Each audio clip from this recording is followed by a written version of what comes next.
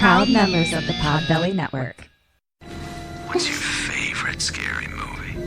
Oh, come on, you know I don't watch that shit. Why not? Too scared? No, it's just what's the point? They're all the same. Some stupid killer stalking some big-breasted girl who can't act, who's always running up the stairs when she should be going out the front door. It's insulting. Hello! Hi! Welcome to episode 57-ish. 9. Niner. Is it? Sure. Yes. I think it's 59. Yeah. I'm always the odds, and I know the next odd that I record is my birthday episode. Oh, preparing already. Yeah. How are you? Oh, this is Kim and Kat Stay Alive. Maybe.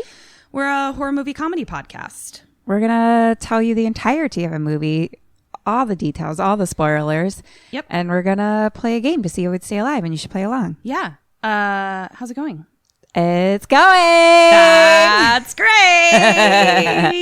I'm on the mend. I know. I have noticed, by the way. Thank you. Thank you for noticing. You've been fucking killing it. Especially since all of our friends have been on the fucking struggle bus. Yes. There are good days and there are less good, but it's a steady climb forward. But you know what? What? You're always a badass slay queen. Thank you. So don't you forget it, bitch. Thank you so much. You're welcome so much. So you're on the mend. That's great. How are you? I actually had a great fucking week. Good. But here's what's cool. You're going to be really proud of me for this. So I've been doing a lot inspired by you, trying to,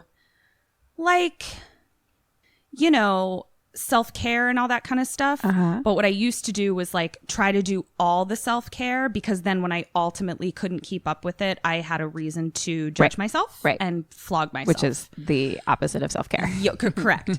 So I've been doing this new thing where I just kind of do what feels good to me, and then wait for it. Ooh.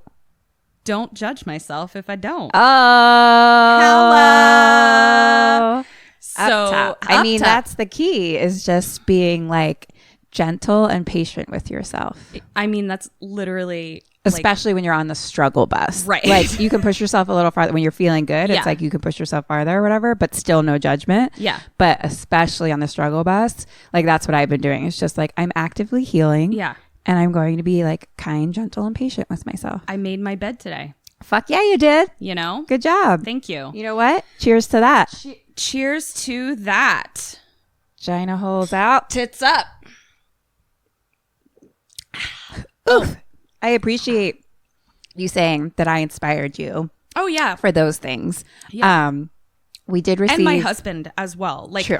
And actually listening to you two talk when I haven't felt like I've been able to participate in the conversation as much. Yeah. I just listen. And Eric was like, does it bother you when we talk about it? You don't really participate? I was like, oh no, me just being in the room and listening is that's all I can do right now. That's how I learned everything though. Is I just literally put on a fucking podcast or a course that I a coach of some sort or whatever. I'm just imbibing that information all of the time, even if it's the same stuff over and over and over and over again. Yeah. Until it starts to be real or get in there. Yeah. Or reading books, all the things. And yeah, I just turn them on. And sometimes I'm not, sometimes it's just playing basically. Exactly. I'm thinking before I notice, I'm I didn't listen to anything that person just said, but it's just on constantly. Yeah. But someone wrote us a very kind email, dude, this week. So nice. So sweet.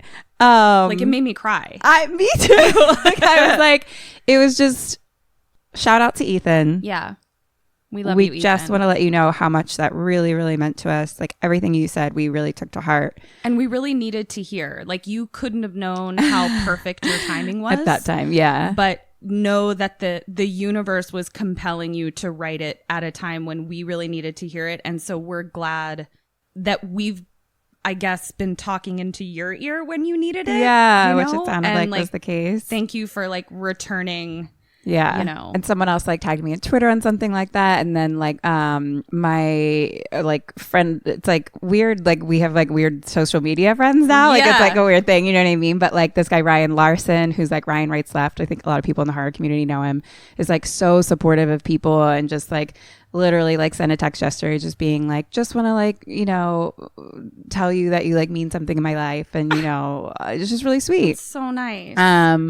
And yeah, but I just wanted to let Ethan know on that note, because he like replied again and was like, I hope Kim's doing some like self-love, self-care. And I was like, oh honey, I am the queen. Yes. Hashtag therapy, hashtag life coach, hashtag fucking all the RTT, shit. breath work, fucking like law of attraction, manifestation, meditation. Like I do it all. I love it all. I am, you know, and then like feeling your feelings. I actually think that's super important. Totally. And, you know, when there are days where you're feeling a little down, that's okay too. Yeah. And I did want to give a book like a definitive book recommendation to you, and also a book recommendation to our listeners in the light of self-care. I won't go into it too much, but a few years ago, I purchased a book because I wanted to learn more about Buddhism. I feel like that's a spiritualism that has always spoken to me, even when I was a young kid and didn't know much about it. And I literally Googled Buddhism for Dummies. Nice. And this was the book that came up several years ago. It's called Radical Acceptance by Tara Brach. I told you about it.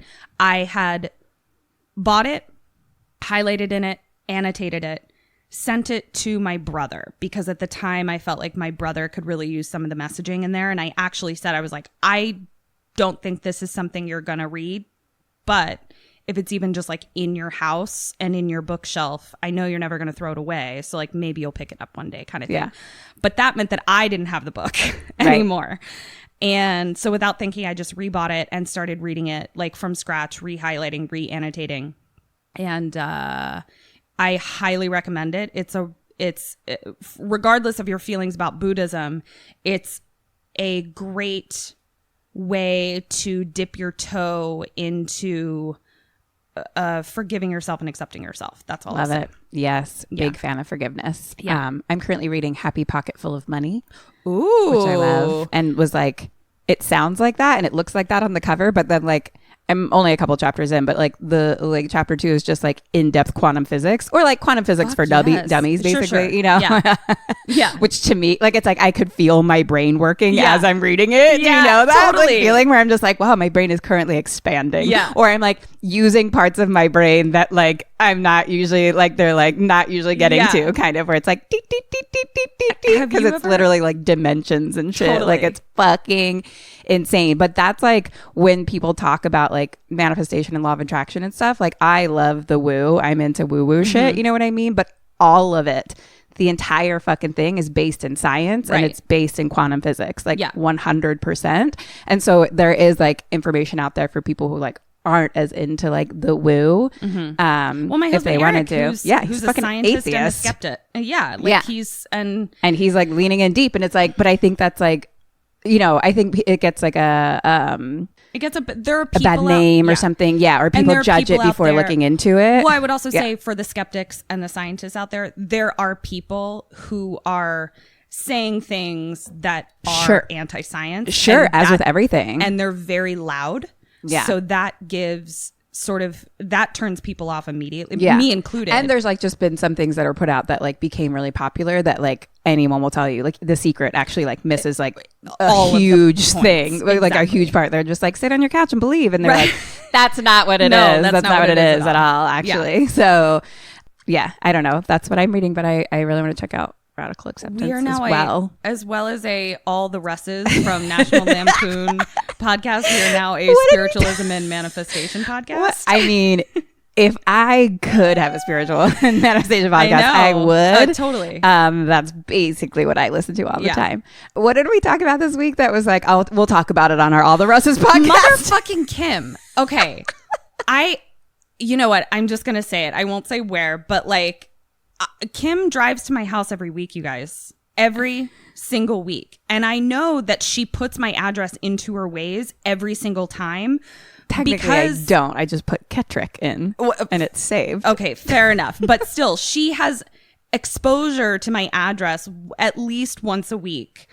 And I was having a conversation with someone that we're both in, and he laughed at my address because I live on Chevy Chase. But like, when you look at there was no response to you. It wasn't in direct response to your address. It wasn't like you never responded with anything. It was just like 3 messages from him and it was like something else. It was just like, the shit has been sent.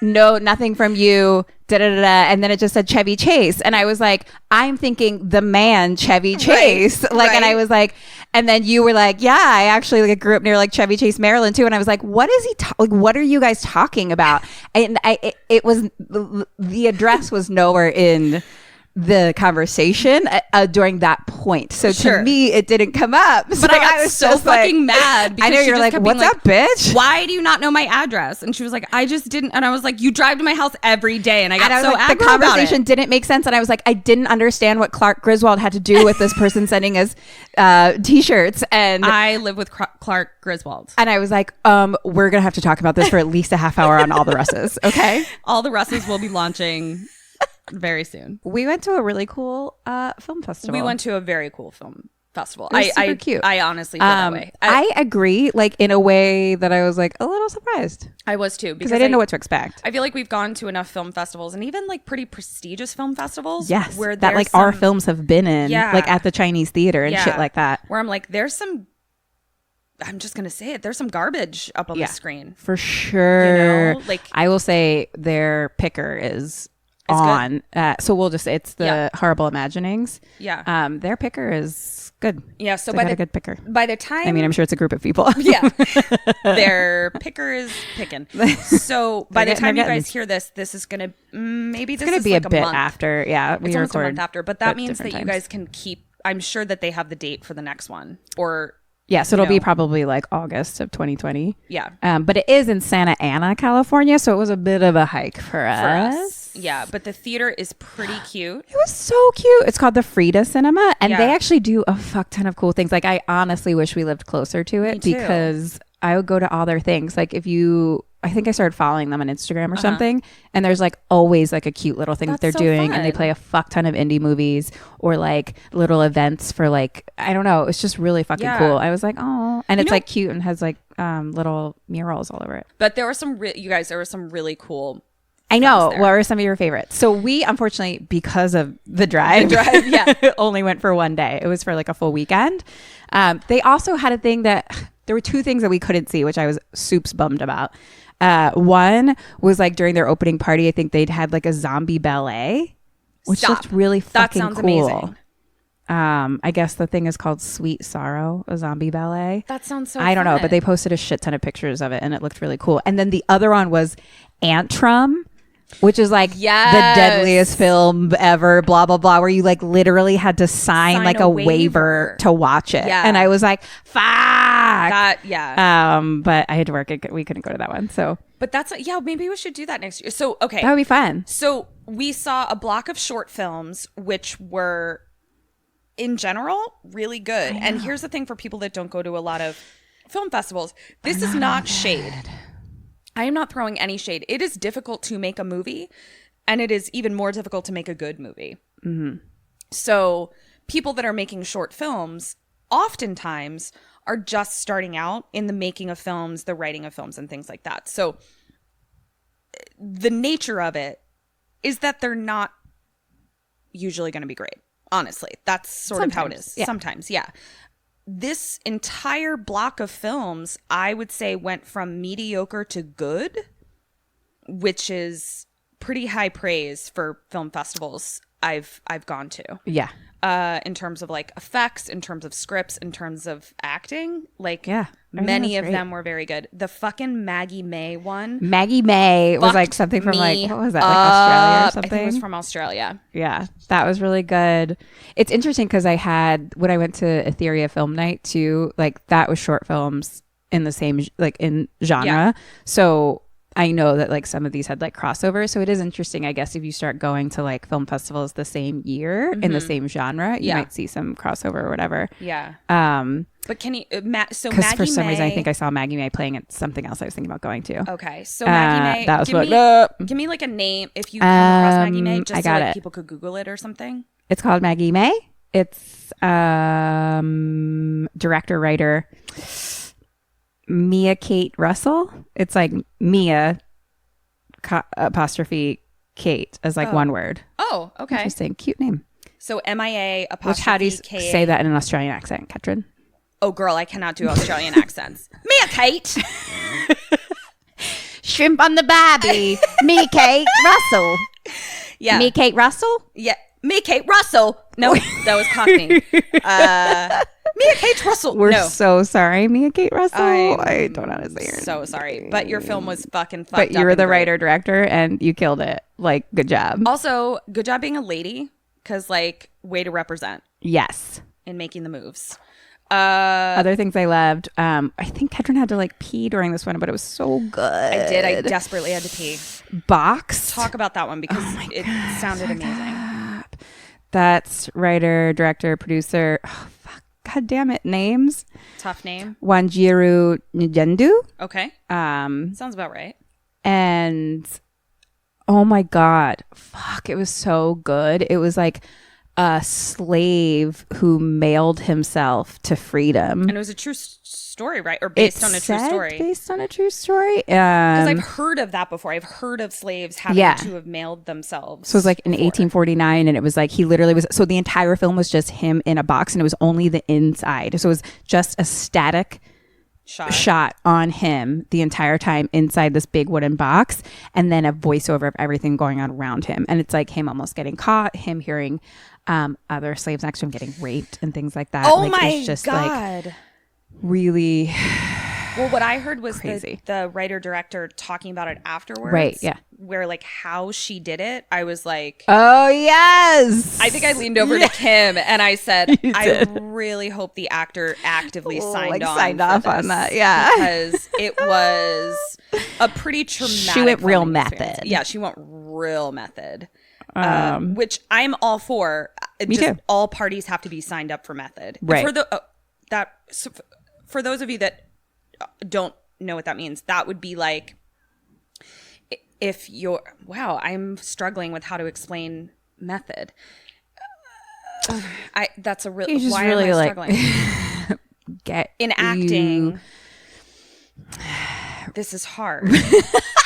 Why is it so hard? Because but I feel like it's hard too. It's like really putting yourself in the circumstances, but it's like it's not like he became a slave, but it's like as opposed to imagining the circumstances, you would do things that physically made your body react. Like apparently this actor was claustrophobic and he stayed inside that box the entire day that they shot, and they would literally like scare him with things or shoot like he didn't know what was going to happen on the outside of the box, and the camera was on the inside of the box with him, and so shit would just happen around him. So like that's very like so that's method that like he wasn't just pretending to be startled by things that as like shit was happening. Shit was happening that he actually didn't know was happening. Wow, I can't believe that neither of us could explain method. I feel like it's just a word that I know because I just feel like we're just like, doesn't everyone know what that is? Yeah.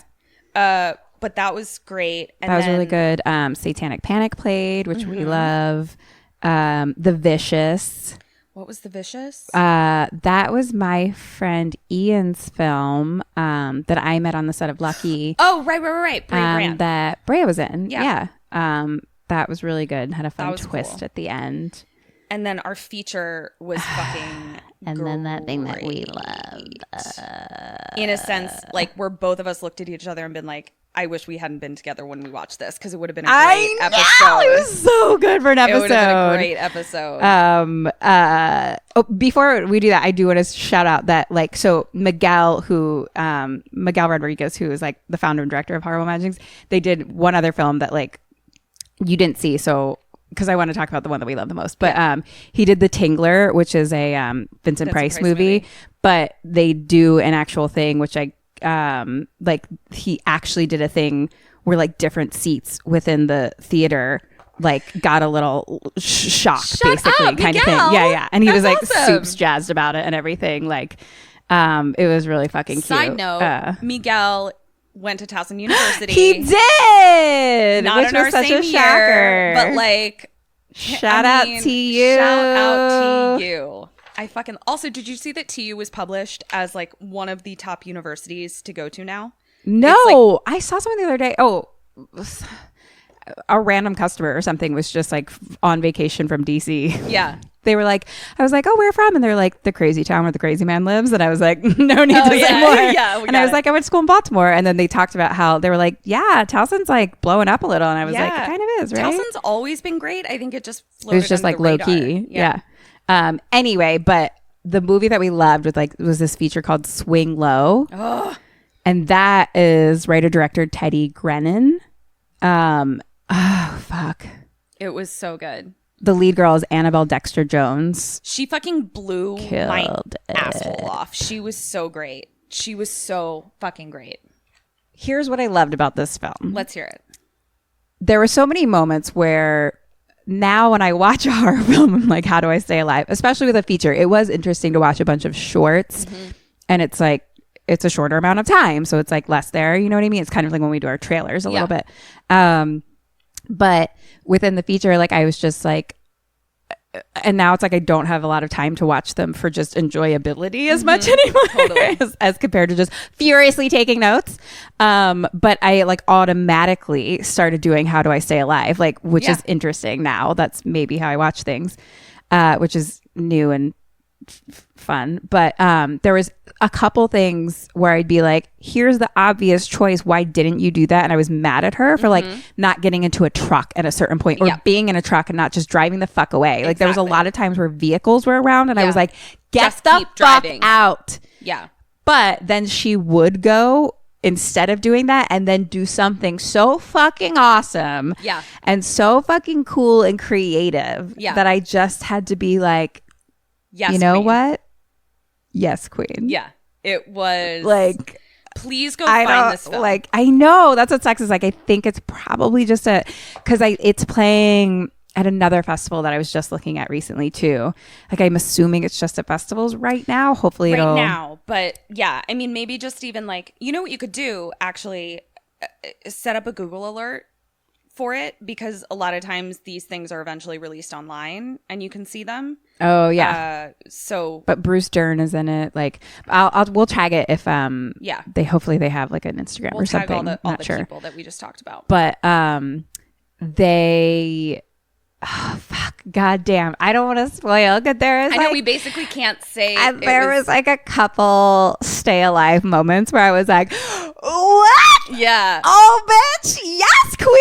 Basically, yes queen. It was a quiet theater. You are my hero. Wanted to stand up and applaud. Just slow clap. Just fucking slow clap. And there was like a couple things where I was like, I want you to show like the end. Like I was like, I want to see how. Yes. I want to see how. I wanted to show that a little bit more, but like I realized that may have been a budget issue. Right. I think. I'm sure. Yeah. Yeah. Like I bet they have an idea as to how it happened. Yeah, but like just because of how creative all the rest of it was, like I was like, I'm sure they know. It was a tough one to film. Right. I'm sure. There's some animal horror in it. Yeah. Just so it's upsetting. It's upsetting. Just so we're all aware.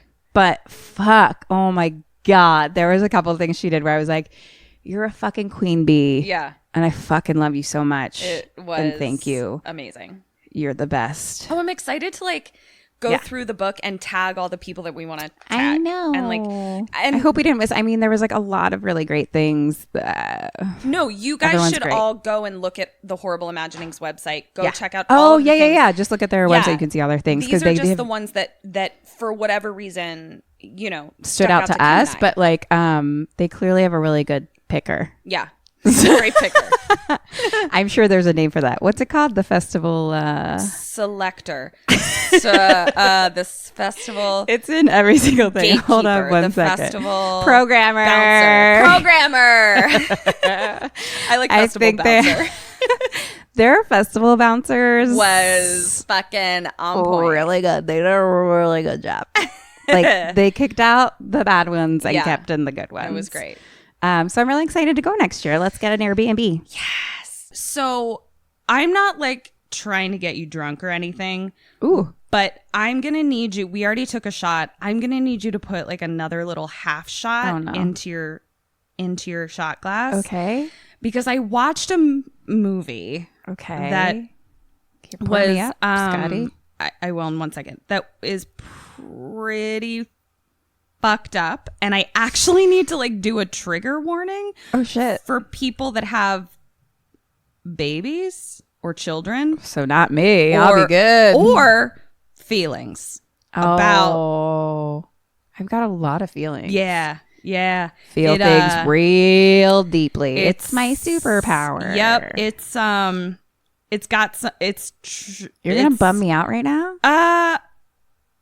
Kinda. Yeah, maybe. Kinda. There's also a little animal horror in it, but not as much as the baby horror. So so here we go. Let me pour you a little half a shot and I'll tell you when to take it. Pour me up, Scotty.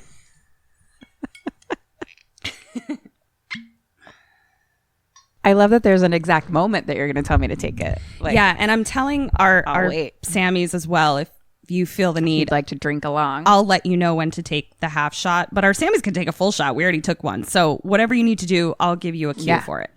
So the other, I was about to say issue with this movie. There is no issue with this movie. It's just in terms of the game, it's a difficult thing to ask questions for because like the main survival question is you can stay alive by not being born in the 15th century in the Swiss Alps. Right. Like if you cannot do that, then you're more likely to stay alive. Yeah. Hashtag born in the wrong era. Right. Yeah. The wrong era? Born in the wrong era. Yeah. This was... I don't know what movie it is. So like, why'd you pick it? What's happening? Okay. I don't know what's going on. Everyone else knows what it is and I don't. Yeah. So I'm scared now. I've done a lot of like, 80s sort of goofy movies. Yeah. And so I was like, let's just fucking go opposite extreme. Right. Let's do something fucking creepy, weird, art housey kind of shit. And since we follow Shudder on Twitter, I'll often just kind of look at their feed and just kind of see like not even what they're promoting, but just like what they're responding. The people are saying. Yeah, like what they're responding to, all that kind of stuff. What are the people saying these days? What are the people saying? What are they talking about? So I came across someone asked Shudder for recommendations and they had them in like categories. And I can't remember what the other categories were, but like one of them was like witchy.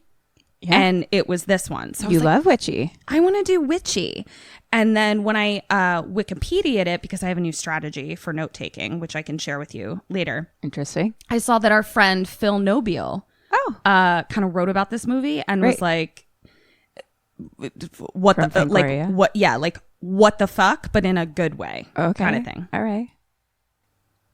This movie is called Hagazussa.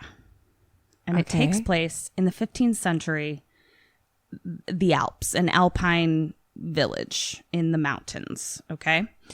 It has been called Germany's answer to The Witch. Okay. But which we all know I didn't care for. No. Oh my God. Please don't at me. I know. You know what? I honestly need to watch it again because like people fucking, it's like the top, it's literally people's number one favorite horror movie. Like a lot, not everyone, but like a large amount of people are like, that's my absolute like favorite. And I'm like, really? I dislike, like I was just bored. I think we need to watch it again because it is a movie. And I saw it in the movie theater. Yeah. And it's a movie that I should be obsessed with. Right? It is right up my fucking... I'm sorry, witchy guys. alley. I don't know. I think we need to rewatch it. I think whatever headspace we were in, I don't know what was going on with us. Yeah, what year was it? When were we? When were we when The Witch came out, you guys? Because you disliked it. I've had a life. Yeah, you I've disliked lived it, a life. and I was mediocre about it, which is like, that's not who we are as people. Honestly, It's not. Like, I'm usually like, yeah, soup's in. All right, so we need to revisit. We'll start by listening to Germany's answer to that. Okay. Dead or alive. Don't at me, Kim Burns. There are as many dead or alives as there are questions. I know. I'm so sorry. But this is not my fault. Talk to Germany about it. Martha. Is anyone a baby? Because I assume they're all baby. dead. Martha's fucking alive. Okay. Albrun. Dead. Swinda. Dead. Water dude. Dead. Priest. Alive. Baby. Dead. Okay. Here we go. That wasn't a lot. But there's so few questions. Okay. That's the problem. So, because again, how do you stay alive?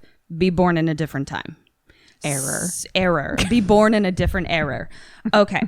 So we open on snowy, cold, but beautiful mountains. Think The Sound of Music in the winter. Just snow-covered mountains. Can I tell you a confession? Please. I'm not sure I've seen The Sound of Music. Ketryn's very upset. She's silent staring at me. Oh my gosh, that was oh my god, she's tearing up. Oh god, things are happening. There's so much happening in front of my face right now, you guys. I'm not sure I've seen it, and I think I know like the story, and I know a lot of the music. You need to shut the fuck up right now. Are you fucking kidding me? I don't recall. Like a lot of it looks familiar. Oh my fucking god! A lot of it looks familiar, and I know the deal. But you know the deal. Yeah, you know the deal. So you don't know what people are talking about when they're talking about the stone cold fox Christopher Plummer ripping up a Nazi flag. But you don't know the context of it, so you don't deserve to be attracted to him when you see that fucking gif. Is that what you're telling me? You don't know the true fucking charm of Julie Andrews. Like, you don't know what's fucking Julie Andrews happening in the field. But you don't know what it means. But you don't know how that's supposed to make you feel. You're just fucking faking it. Like, I think what's I've the seen literal clips fuck? too. You've seen clips. Oh, you've seen clips. Okay. I can't. I don't know that anyone on a horror movie podcast has ever gotten so mad at someone else for not seeing a musical. Can't. I can't. Okay. This is. I'm not gonna get on the bus to Tangent Town. I'm just gonna take a quick little 1 block walk there, and what I'm gonna say to you is, I found out that Eric also had not seen Sound of Music. And I said, cancel your plans, motherfucker. If you want to marry me, we're watching this movie. It is now his choice for the movie we watch when we decorate our Christmas tree. Too bad for you. We're already married. That's true. Divorce papers being served. No! So you have an appointment, just so you know, in December / early December, late November, you have an appointment, and that is helping us decorate our tree while we watch Sound of Music. Except you don't get to decorate. You have to sit on the couch and watch the movie. Yes. Great.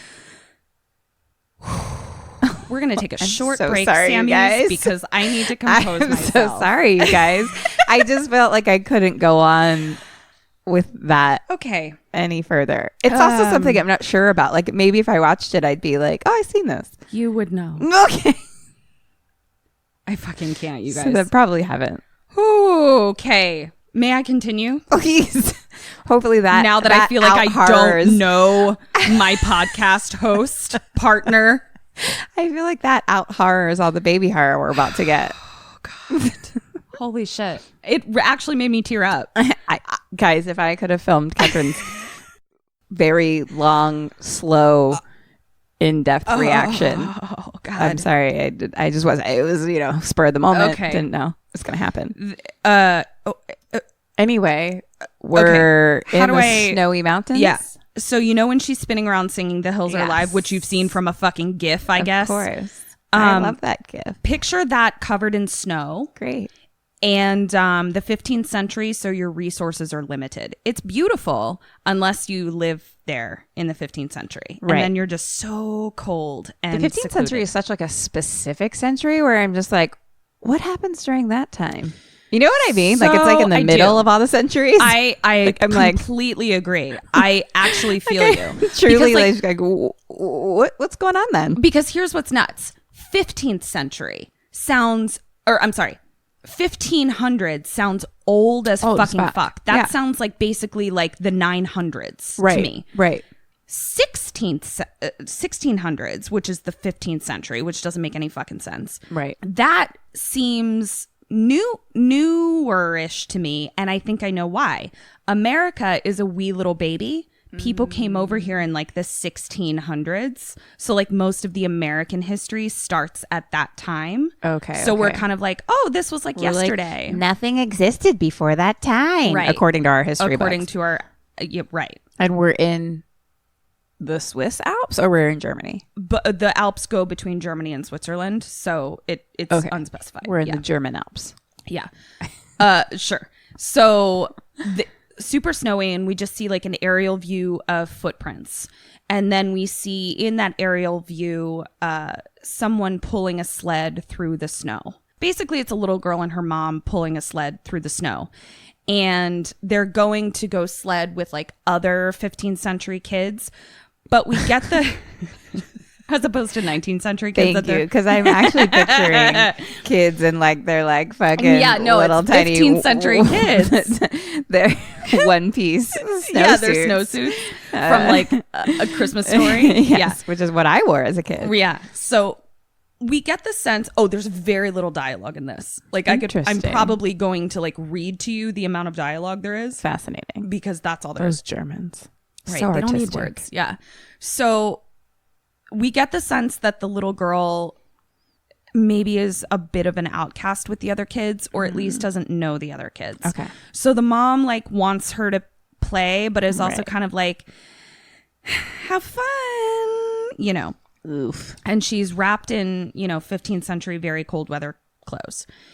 And which is what? Shawls? I'm like, when is this? It's shawls. It's Puritan garb. Okay, that's what I needed to hear. But also like furs that maybe you furred. I furred this myself. Yeah. See what I'm saying? Yes, I do. Thank you. That's what I needed. Yeah. So the little girl, we see that she's sledding, but not really with the other kids, kind of making her own sled tracks. Then we see Black and how old is she? 5 to 10. Okay. And then we see Black, and then we see a title card that is written in like runic language, and then a translation that's the word shadows in German, and then in English the subtitle says shadows. Oof. So now the mom is pulling the girl home on the sled through the woods. So she's done sledding. As she's pulling her through the woods on the sled, she's met by this old hunched 15th century, I'm so cold and old. And he's like, Martha, get home. And this is how he's talking. Like, I actually wrote, I was like, it seems so hard for him to talk. Please get inside, sir. And he's like, get home. Look out for the perchta. Don't get you. It's 12th night tonight. And Martha, like, doesn't really say anything. Like, she's just like, cool, thanks, man. Bye. And Martha is the daughter or the mom? Mommy. Mom. We don't know the daughter's name yet. Still walking through the woods, and it's getting dark and creepy now. And it's got that windy, ominous wintertime sound where like the wind sounds like it's blowing like creep whistles at you. Yeah. The mom stops. She looks around. She seems scared. and she hears a horn in the distance, but that sort of like ancient horn, that pagan sort of sounding horn that you can picture. Turns very slowly around, looks at the little girl, smiles at her, keeps going. So she's clearly trying to be like, everything's fine. We come to a teeny tiny little cottage that's basically like a one room cottage. And there's soup in a kettle on the hearth. And little girl is eating. Mom is not eating. Mom gets up and she looks out the window. And then she signals for her daughter to hide under the table. She opens the door, and out in the snow, because it's super snowy, she sees 3 or 4 figures standing there with torches in, like, how do I describe this? Have you ever looked up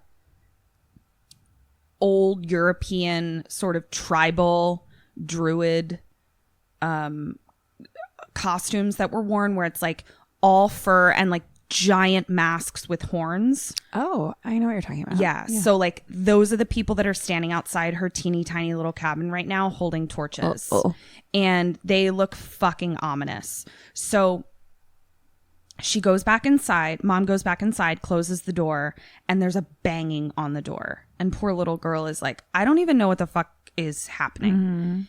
And then we see that there are people walking around the cabin, and we hear like this sort of like bells and drum type sounds that those people would have. So it would be like maybe bells that are attached to their ankles, and like, you know, like a little tambourine looking thing that they might be hitting, just so you can picture the sounds that you're hearing of that kind of thing. And we see fire outside the window. Now it's from their torches, but it's also like very close to her very wooden cabin. And we hear one of them say, "You should be burned down, you witches. We'll get you." Next morning, little girl is folding up her sheets from the bed, and we see that there's a drop of blood on her sheets. And she looks at it, and she rolls it up really fast and hides it. She doesn't want her mom to see. Now the girl is outside in the snow collecting sticks. And it is so cold and snowy and mountainy. And there are church bells in the distance. And I just wrote, life looked so hard for kids. Like she's literally like up to her knees in snow and just collecting fucking sticks so that they can maybe be warm tonight. Yeah. Who knows? Oof. It's a gamble. And then we see that she's following her mom, who's also collecting sticks. And she's maybe 50 paces ahead of her, I would say. Then angle on the mother. She's got her back turned to her daughter. And we hear a strange whispering. Is it coming from the mom? Is it coming from somewhere else? And then the mom drops her sticks, turns slowly, and says, "Albrun, and collapses into the snow. That's where we learn that her daughter's name is Albrun. Albrun. Back in the cabin, Albrun is bringing mom something to drink in bed, like soup or broth or something. Mom looks fucking rough sauce. Like, not well. Barely alive. And Albrun is trying to feed her something, and she like immediately throws it up. And poor little Albrun like is just looking at her, and it's that look of calmness that comes with, well, we're fucked kind of thing. Like a look that should never be on a child's face when they're 5 to 10 years old, if that makes sense. Like you almost want a child to be scared that their mom is so sick, because it shows like that they've never, or that they've never experienced this type of but this girl is like, well, I think my life is harder now. Yeah. And my life was pretty hard before. So sad and tired looking. Albrun leaves the cabin with like a pail, and she dumps it into the snow, and it's just like bloody pieces and chunks, which I think was probably like her barf bucket or her poop bucket. Either way, the stuff that was in that pail shouldn't have been coming out of a human body. All that stuff should have been staying inside of the person, but it wasn't. Now it's in the snow. And now we hear horse hooves in the snow, and we have the camera as if we're the ones riding it. So like that's the angle we see, and it's got this really fancy bridle on it and saddle. So we can tell like this is somebody with some prestige, some money. And they've got this carriage-ish type thing on the back of it, and we see that it's like a clergy-ish man. It's not the type of clergy wear garb that we're accustomed to. It looks older. It's all black and just looks different. So I actually wasn't sure if it was like clergy or a doctor. Maybe both. Could have been both. Right.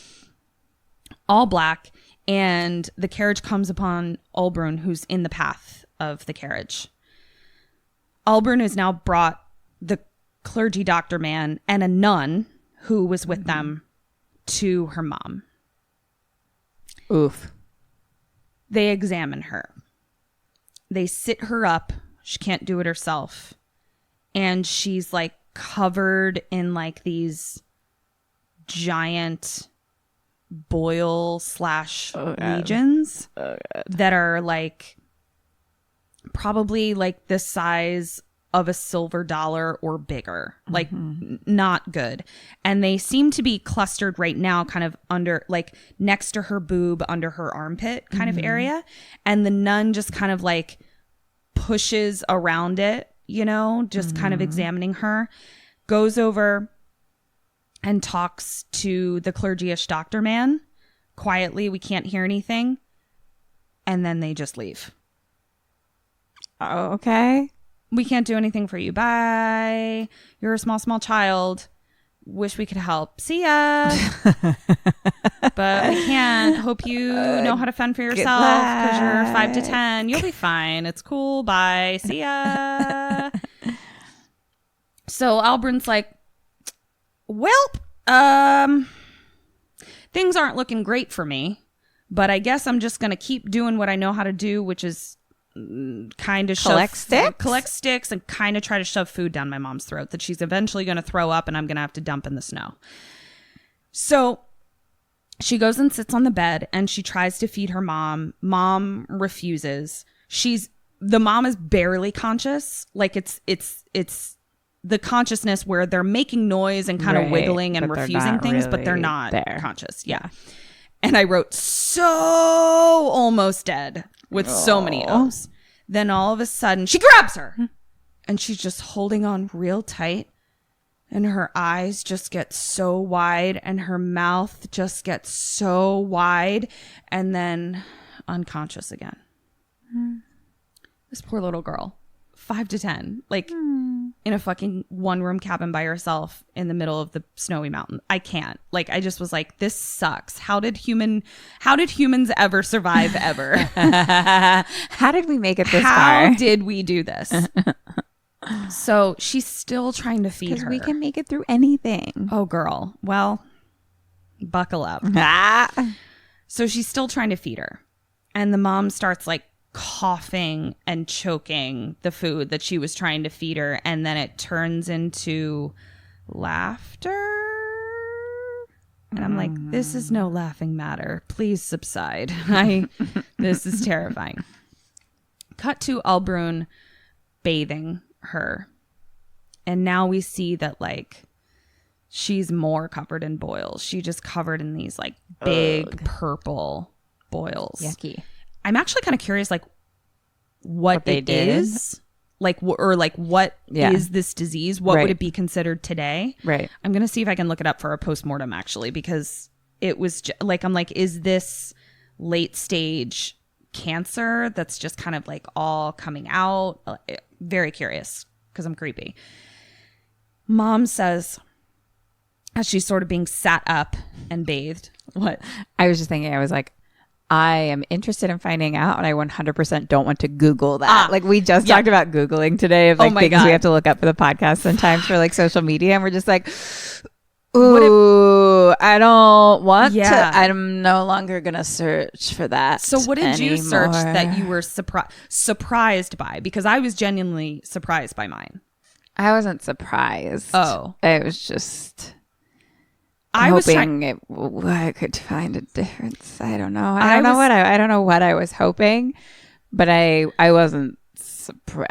I was just because it's happened over and over again. Honestly, like it's happened to me multiple times. I was trying to find this just funny, cute little meme that I could make about something that one of us said about very few things can survive without a head. So I was like, ooh, like decapitation, dead, zombies, and then. What came up was actual live decapitations of real life humans. Internet. Why is that on the internet? I would like it not there. It was upsetting. Yeah. So then I added cartoon to the front of it, and that helped. Maybe I'll add cartoon to all my new Add cartoon. It really helps. It really helps. Cartoon murder. Cartoon 1,000 corpses. Yep. So anyway, where was I? Oh. So she's sitting up. Googling? I don't know. Were they because Googling something? Because I want to know what these boils were. I want to know what she actually died of. Oh, she wasn't Googling. Got no, you. She wasn't Googling. Thank you. They didn't have Google. They didn't have Google in their cabin. I'm sure other people had Google, but like they weren't. The internet didn't reach their cabin. Sure. It's the 15th century. I mean, come on. So mom is like, Albrun, it's so dark. And Albrun is just like, it's all right. It's all right. God, I hate this. And I'm like, Albrun, it's not all right, girl. Like, shit's getting fucked. It's okay, like so fucked. But also, I'm like, just die already a little bit. Like, I don't know. No, I'm with you. So she covers her over with a blanket. Dark, cold night outside. Albrun stirs in her bed. She wakes up to someone calling her name. Albrun. Albrun. She wakes up. It's her mom. Mm-hmm. Sitting up in bed with a smile.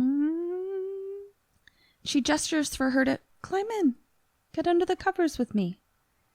Gestured. No words. And so Albrun does. And her mom snuggles her, like spoons her. Okay. And they're starting to fall asleep. But then her mom starts sniffing her. No. Like an animal might sniff in sort of like a gathering information, frantic sort of way. And she gets more and more frantic and is sniffing her.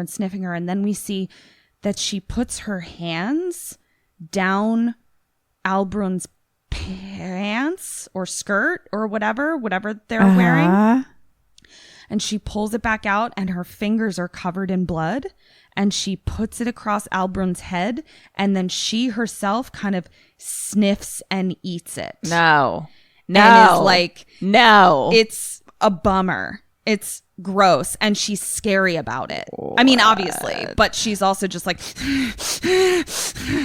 that kind of energy. And Albrun is just like, I don't know what you're doing. Why? My life is enough.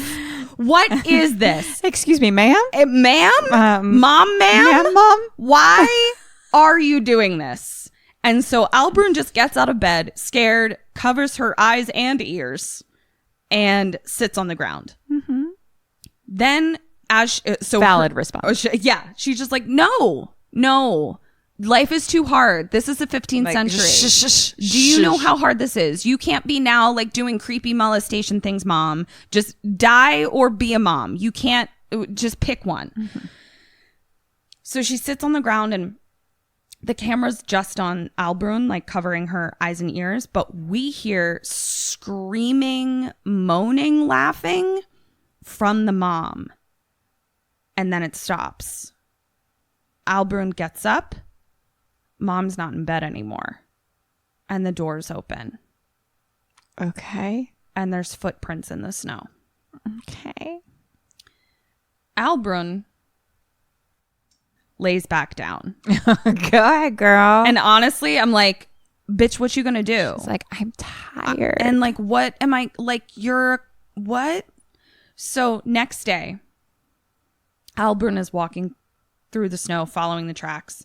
There's a deer head in the snow that looks decapitated, or why is it there? She kind of looks down at it, keeps walking through the woods, and we come upon this. I wrote marshy pond, but that's not what I meant, and I realized later on what I meant. It's a stagnant pond. So it's very gross. If you have ever come upon a stagnant pond, I truly cannot think of many things grosser than stagnant ponds to me. And it's not snow covered. So I had a couple questions where I was like, is it warmer? Is this later than the next day? Right. Or has she just walked that far? Right. Maybe she's walked down them. I'm unclear. Yeah. I guess it's the mountains, so maybe it's not always as snowy in one place as it is in another, perhaps.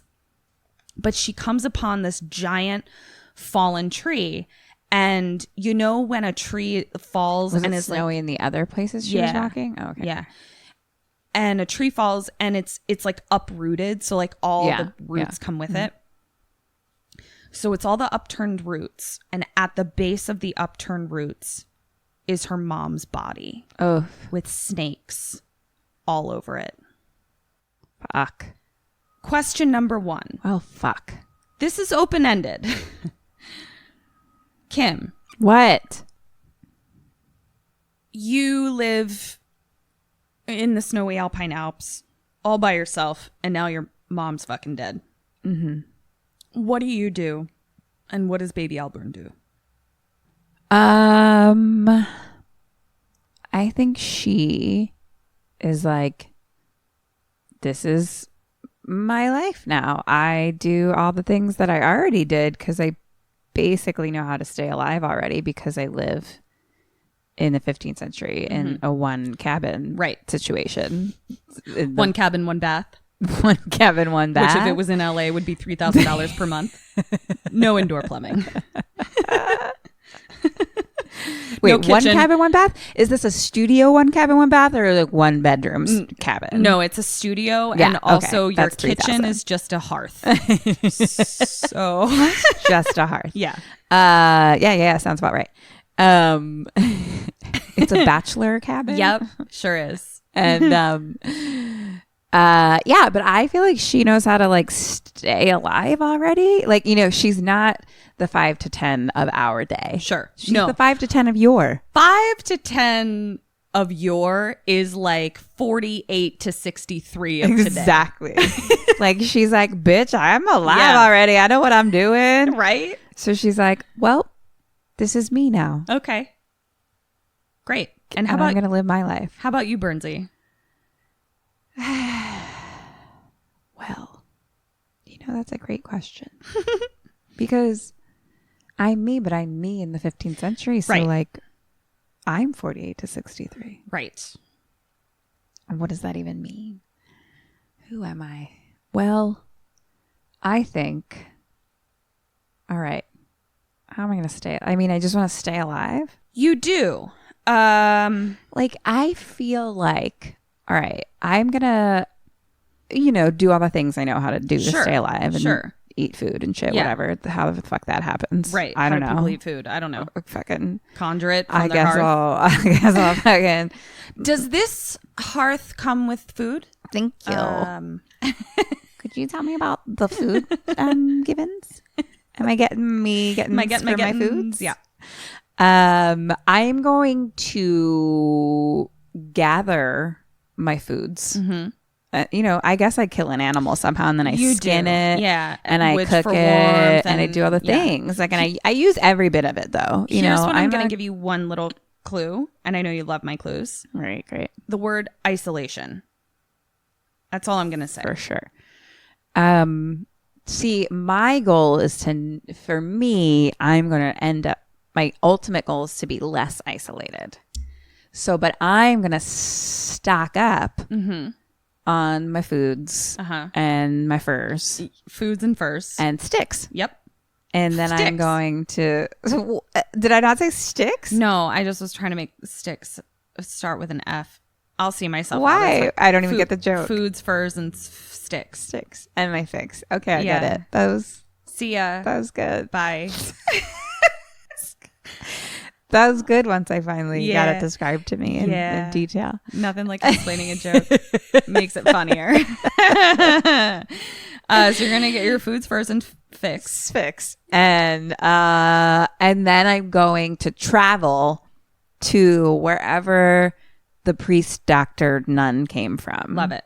Clearly they come from somewhere. There's people somewhere near me ish. Love it. Double ding. Holla. Now, here's the other thing that I want to tell you about this film is what may have been the right choice at a certain time is not necessarily the right choice again.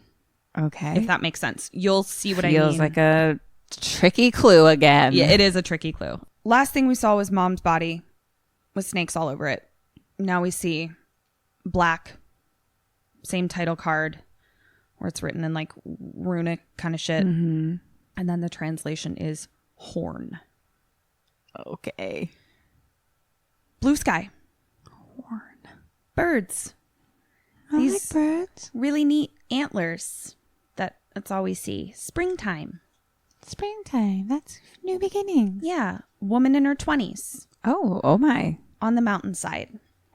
Beautiful sound of me. All sorry. I'm seeing is my gift. Right. All you're seeing is the gift. So you won't fully understand what I'm saying. It's quite beautiful.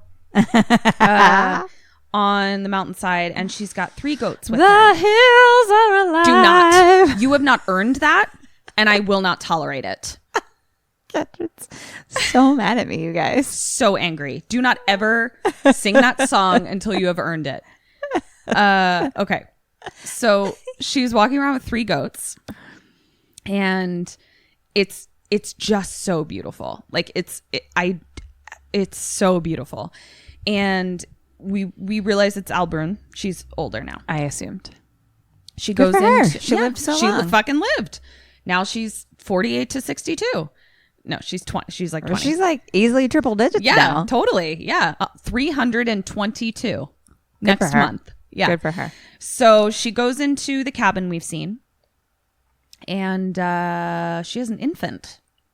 Oh, Albrun. Also, I learned something. Nay, reaffirmed something. Please. I Nay. probably don't want children in the 21st century. Right. I for sure 150% do not want an infant in the 15th century in an isolated bachelor cabin in the Alps. I don't. Okay. I don't want it. Please don't make me. Goodbye. So she puts the infant to sleep, rocks the cradle. It's a little girl doing cabin stuff. And it's easier then. There's like less. You don't have to like, you know what I mean? Like there's no electricity outlets anywhere. Bitch, no. Like, but it's like shit. Like, what if your baby like doesn't latch or gets colic or? Yeah, no, I mean like it could die real easy. Yeah, like it's more likely that your infant will die. For sure. Yeah, for sure. So, but like, you know, that's the norm. That's you know all what? You know. Stick with me, won't you? So I just wrote, how do people have babies in the woods in the 15th century and also do all the things? Like, but I just for real, was like, how did she have that baby? That's what I want to know. Let's find out. So now we cut to. Also, can we assume that like the blood things was her getting her period when she was 5 to 10? Yes. It's very young. I got mine when I was 9. Did you? Mm-hmm. Okay. Yeah. It was like the month before I turned 10, but I guess 10 is still pretty fucking young. Yeah. So, yeah, it sucked. I've had my period for a very long time, and I still am surprised when it comes every month. Wait, you've had it like 15 years? Yep. Totally. Yep. 10 years. 10 years. 10 years now. Coming up on my 10-year period anniversary. I think I got one in 7th grade. How old are we then? I don't know. 12? You 13? And I were 12. So. Yeah. So, oh my God, our fucking Sammys know. That was probably TMI, but like also who like I don't know. But also who cares? Who cares? I mean, also I think no one cares is the part of it. We just for whatever reason I don't care. I don't care. You know, girls get their periods, guys. I don't know what to tell you. Happens every month. Yeah, 5 to 10, 10 to 35. They're getting their periods. Yeah. Yep. So, she's now walking with a yoke. Where it's like, you know, 2 buckets on either side of her. Right. And initially I was like, where'd that baby at? But turns out, nope, she's carrying 2 buckets of milk and also a swaddled baby in front of her. She's a boss ass bitch. Oh my God. But I'm just like, I'm so tired looking at you. She comes upon some fucking asshole teen boys. So I guess even in the 15th century, teenage boys were fucking assholes. They're just always assholes. I guess so. And they're just trying to fuck with her. Is she in the same cabin? Same cabin that she was with her mom, but she's walking. I thought it was more isolated than that. Well, she's walking a good really long time. like she's walking through the woods. It's basically like, it seems like woods separate her from the town or village. Okay. And we learn is like she goes into town to like sell her goat's milk. Mm-hmm. But these fucking teenage asshole boys are fucking with her and they're like, nobody wants your milk, you ugly witch. And then, ew, they're so gross. And then another woman comes up and is like, hey, get out of here. But like in, you know, German. 15th century talk. And we learn that her name is Swinda and she comes and like shoos them away. And then just smiles at Albrun and keeps sort of, she says she knows she lives in the cabin by the creek. And then just is kind of like, okay, well, have a nice day, and leaves. Back with her goats, back at her cabin. So she's been to the village, I guess sold her milk. Now she's back at the cabin and she's making goat cheese or milk or whatever. Goat cheese. Sifting out some curds. And Swinda comes to the cabin. And she's like, hey, girl. What's up? How you doing? And she says, so the priest sent me. And he wants to talk to you. Mm-hmm. Kim? Yes. Do you go? Or are you like, nah, I'm good. I'm making some goat cheese. Like, what does he want? We don't know. He's never sent for you before. Is this what do I do? What does she do? Or just me? No. I think she's like, nah, I'm making my goat cheese, bro. Okay. And what do you do? I think I'm too inquisitive that I'm like, hey, Mr. Priest, what's up? No dings. Great. Good job. Me. This is sort of what I was talking about where it's like, maybe going to the priest right after your mom died, I can see how that would have kept you alive. The argument can be made that going to the priest this time may have led to a series of events that didn't work out well for you. So she goes and Swinda is like, I'll walk with you. We'll walk together. And they're walking through the woods together. And Swinda's like, so why are you alone? Where's your husband? And Albrun is like, I don't have one. And Swinda's like, I could never do that. But she doesn't offer any more information. We get the sense that Albrun doesn't have anyone to talk to. So like she's not like the greatest conversationalist. You're not going to want her to like wing you at the bar. Right. You know what I mean? Right. She's just going to mostly kind of like stare blankly. And Ketryn was a big wingman for me the other night. Can we talk about... Please, Tangent Town. The smoke show that British man with the tats was. Like, I felt like I had to come home and like confess something to Eric, and all I did was talk to the guy.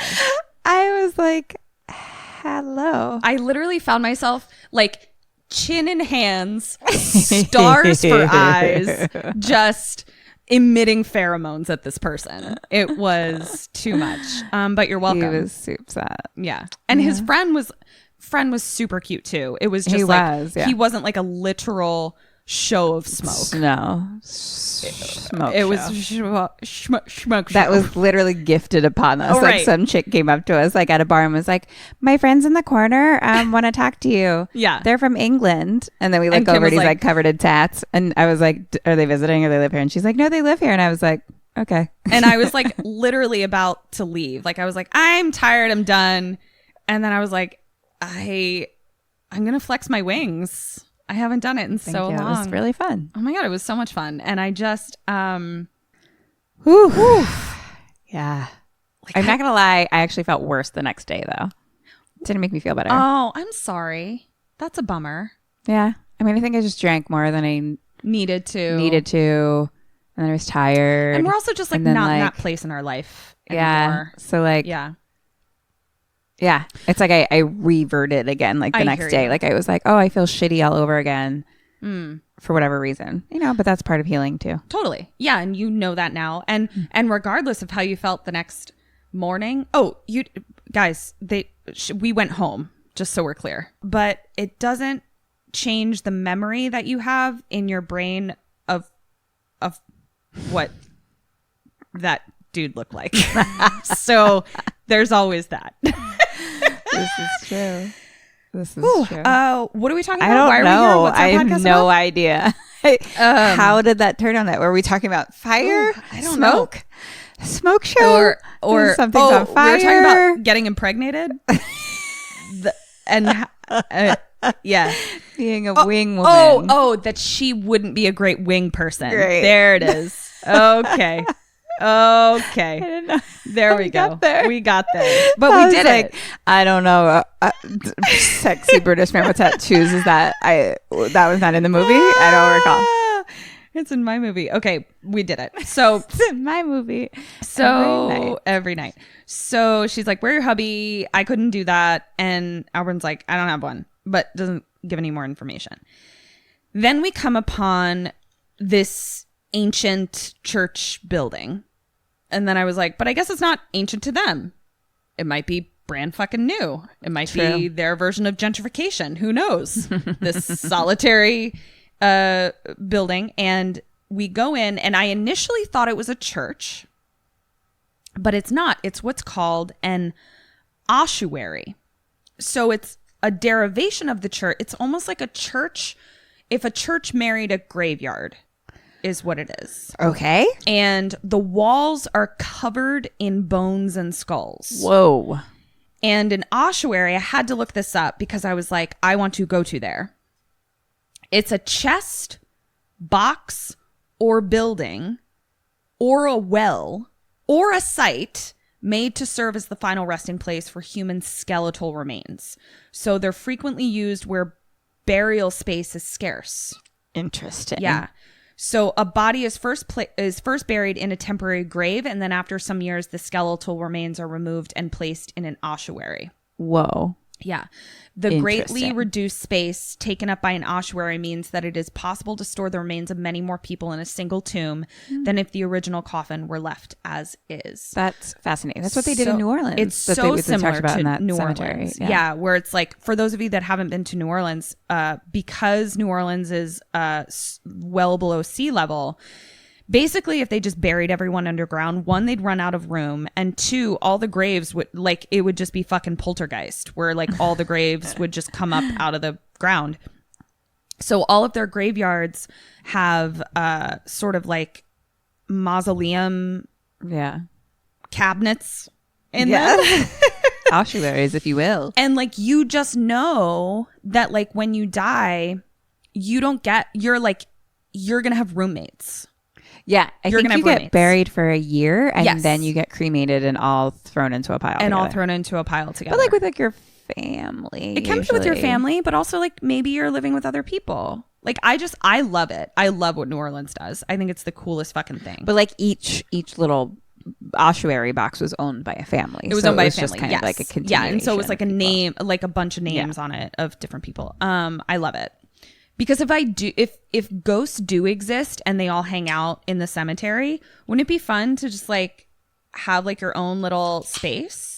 I don't know. It reminds me of this book I read called The Graveyard Book. It's the best book. It's by Neil Gaiman. Everybody go read it. It's also a graphic novel. It's wonderful. I don't know if I'm a ghost. I don't want to just hang out in the cemetery. That sounds boring to me. But I mean, what if you have to? Like that's your eternity, and like at least you get to be with your friends. It's good. Yeah. I guess like if I was buried in like a big, I can't say the word anymore. This podcast has ruined me the capability of saying the word bury. I don't know what's done it. But it's just your stepdad's name but spelled differently. That's it. It's Barry. No, but I don't say bury. I say bury. No, nope. That's the same word, same sounds. But it doesn't feel the same in my mouth the way I think it's supposed to be. You think it's supposed to be bury. No. That's how I keep saying it in this fucking podcast for some bizarre reason. Is it because you've had to read the word bury more often? Maybe. I don't know. But it's not like I didn't read the word bury any point in my life. But haven't you read it more now? 100% more. It's kind of like when you're writing a term paper and you're like, is this how you spell the? It is something with my accent though. Yeah. It's something going on there. And it's similar to when I'm like, we'll say two different words or I'm like, no, they sound different. And to you, they sound exactly the same. And I'm just like, no. It's not my stepdad's name. Right. Because that I say it differently. Barry and Barry. Yes. But like also, that's it. How dumb did that sound to you? Well, I don't say it Barry. But it's more along those lines. Sure. It's closer. What the fuck are we talking about? I'm telling you about a movie. Would it be cool if I continued or? Okay. Oh, great. Cool. We started doing this thing where we used to only drink a shot and now we keep drinking hard seltzer the whole time. Because it just tastes like yummies. Yeah. I usually drink LaCroix. I'm usually drinking seltzer next door here. Next door in my little next door table of 27 drinks. Yeah. I'm usually drinking just hydration the whole time. And now I'm drinking hard seltzer as if it's LaCroix and I'm a little tipsy. I'm getting tipsy, guys. I think I'm going to start tagging all of the hard seltzers that we drink and see which one of them will sponsor us. Or LaCroix. I drink that a lot. And kombucha. Yeah. Give it to me. Or my cold brew coffee I make myself. Or Bullet whiskey. Fucking, yeah. Or water. For sure. Water sponsor us. Okay, so they're in a fucking ossuary. All right. Okay. Fuck. And the priest motions her to the altar. Okay, and his head is down, or her head is down, like she's walking to him, like I'm not worthy, and he like lifts her head up.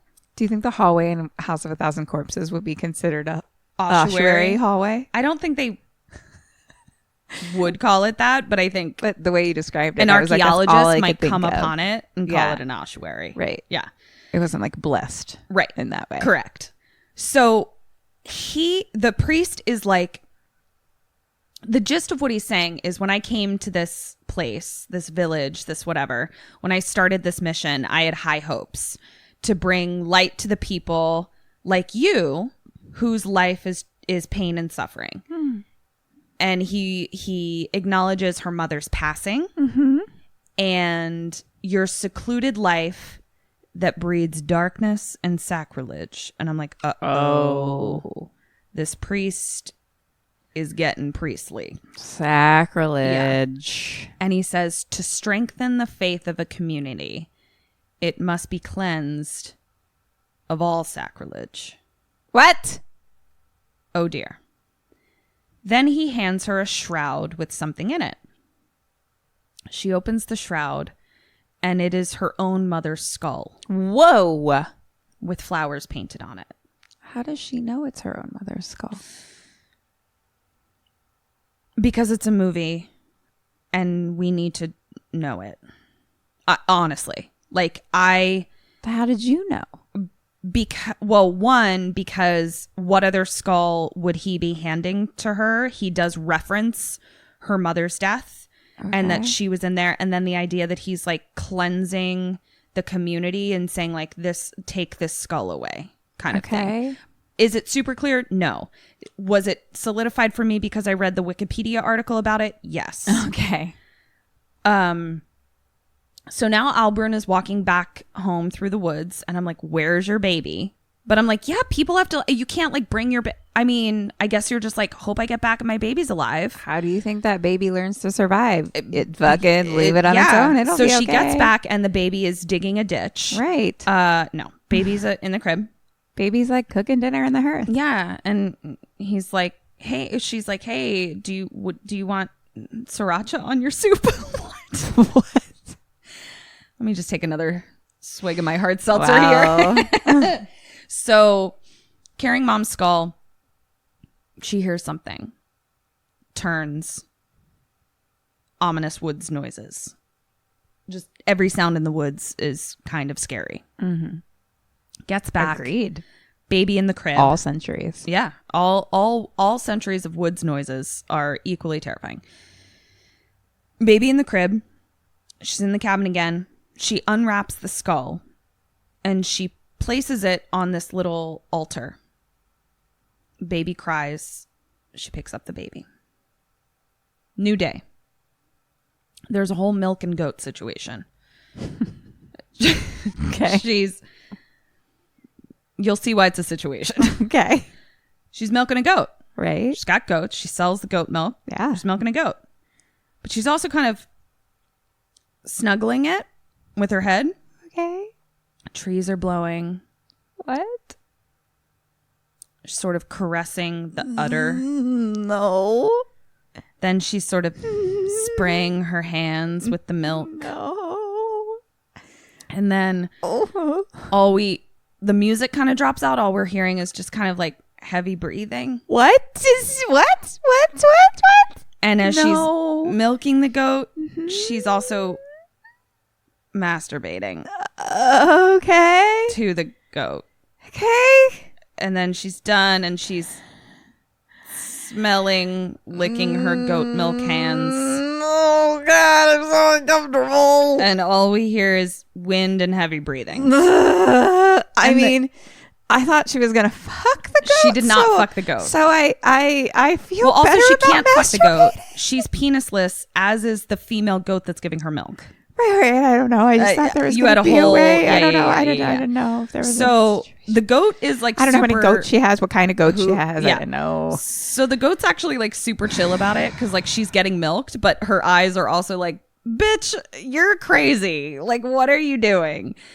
And then she hears someone calling her name. I'm so upset that in my brain she still fucked the goat. Oh, honey, that made you upset? Oh, cool. Great. That made you upset. Great. Okay. So she hears someone calling her. She walks around to the front. It's Swinda. Hello, Swinda. She invites her in. And we learn that the baby is named after the baby's grandmother, Martha. Mm. And Swinda's like, she looks so healthy. And they're sitting down at the table. Swinda's smiling. She drinks whatever Albrun brought to her. Her masturbation milk. Her masturbation milk. And Swinda gives her a beautiful apple. Mm. And the baby starts crying. And Swinda's got a look. And then Swinda stares at the skull on Albrun's altar as Albrun is tending to the baby. And we hear the mother's labored breathing as Swinda is looking at the mother's skull. Mm-hmm. Swinda seems momentarily under a trance by the skull. And then Swinda says, I've got to go back to look after my own kids. And Albrun says, it was really nice that you came. And Swinda says, I'll be back soon. Mm-hmm. Nighttime. Baby crying. As Albrun holds her, she looks out the window. Cloudy night mountains. Albrun goes outside and hears something. It's her mother's voice calling her name from the woods. Albrun. Albrun. Cut to goats in the barn. Just a shot of the goats in the barn. Cut to Albrun in bed, masturbating, thinking of goats. She's got to get her gettins. I mean, she's got to get her goatins. Ooh, zing. Zingers. Goat skull on the wall is illuminated by the fire. Goat skull? Goat skull. I mean, goats die. I don't think she killed it. It's just like goats die and now you're commemorated. Kind of like my box of Alice. Okay. So next day, baby is crying, won't latch, keeps crying. And this is where I was like, nope, not doing this. Like, can you, like, if your baby just like won't latch, like, what do you fucking do? Like, there's no, it's not like you can be like, well, let's try the bottle. No, we don't have bottles. We don't have, this is terrible. I'm sure they have a workaround. Do you know it? Do you know what it is? Yeah, you like milk yourself. Uh-huh. And then pour that down the baby's throat. Got it. Are you fucking a mom? A pediatrician? Yeah. A mommyatrician? I sure am. So a 15th century mommyatrician? Mommyatrician, yeah. So Cloudy Creek Mountains. You milk yourself while you masturbate, and then you pour it down. Pour it down your baby's throat. Like kind of like a beer bong, but for babies. Right. Yep. Got it. So Albrun and Swinda are now sitting on a hilltop together, just looking out over the Alps. It's not snowy. It's, mild weather. And actually, it hasn't been snowy for a while. We haven't been in the snow since Albrun was a little baby. So she says, so now Swinda's talking to her and she says, we don't have to be afraid up here in the mountains of the people who don't carry God in their hearts. The Jews and the heathens. Oh. And Swinda like looks at her pointedly when she says heathens. Mm-hmm. And she kind of touches her face and she says, they come at night like animals. They take you and a few months later, you bear a child. Oh. And Albrun is just like, I don't know how to deal with awkward social situations or social situations. So Swinda and Albrun are now walking down a path. And they come upon a man at a water trough place. Basically what it looks like is like there's a creek and the village has created a contraption that allows the village to sort of like use this water more effectively. So it's basically the water supply for the village. Swinda goes and hugs the waterman. And she says, this is her, Albrun. Now all three of them are just sort of like laying down on the mountaintop. Sitting on the mountaintop. Swinda gestures for Albrun to lay down too.